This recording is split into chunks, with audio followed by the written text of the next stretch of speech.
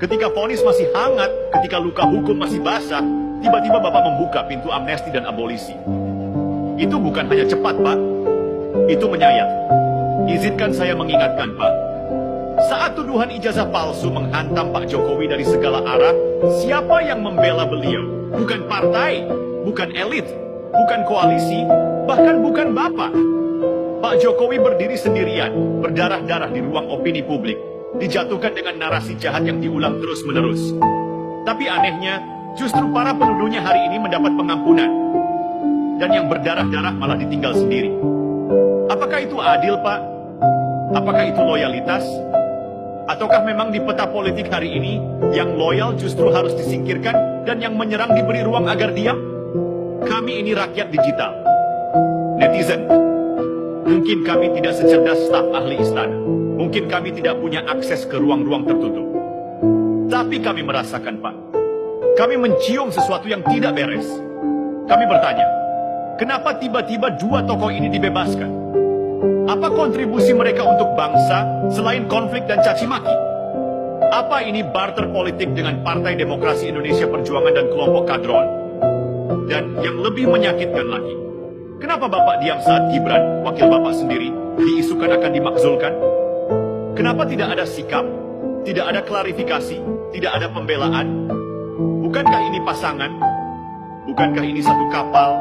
Atau jangan-jangan memang disiapkan untuk dilepas? Rakyat hari ini bukan hanya penonton. Rakyat adalah juri. Dan yang Bapak lukai bukan sekadar opini, tapi harapan yang sudah kami taruh pada pundak Bapak ketika memilih Bapak bersama Gibran di 2024. Kami sudah lelah melihat kompromi. Kami sudah jenuh melihat aktor-aktor lama kembali naik panggung dengan wajah seolah suci. Dan kami marah ketika hukum dipelintir demi stabilitas semu yang justru menanam api di dalam negeri sendiri.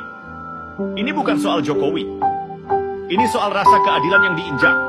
Ini bukan tentang partai. Ini tentang janji presiden. Kami, rakyat digital, YouTuber Nusantara, bukan alat kekuasaan. Kami bukan alat oposisi. Kami cuma rakyat kecil yang bersuara. Karena suara rakyat tak boleh diredam hanya karena tak sesuai dengan narasi elite.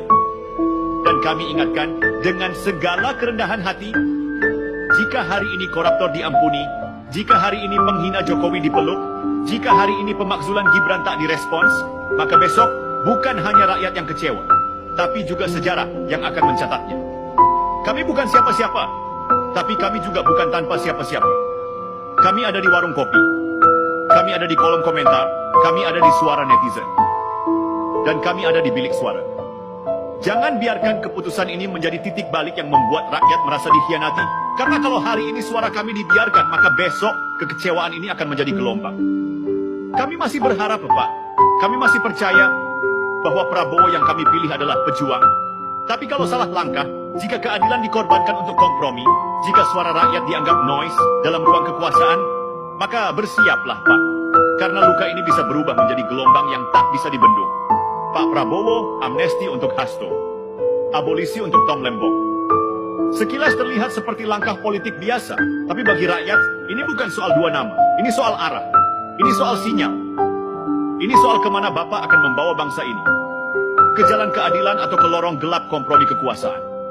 Dua orang ini, Pak, bukan sekadar terdakwa, bukan sekadar politisi.